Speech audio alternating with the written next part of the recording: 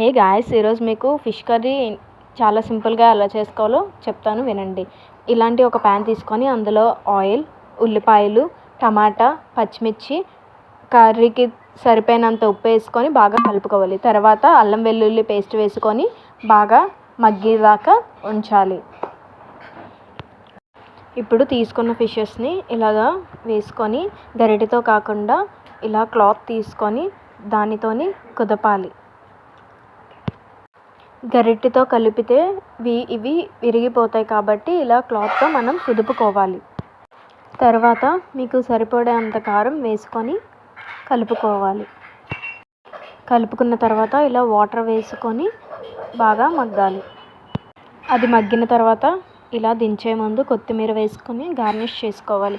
గుమగుమలాడుతున్న ఈ fish curry చూస్తుంటే నోరు ఊరుతుంది కదా.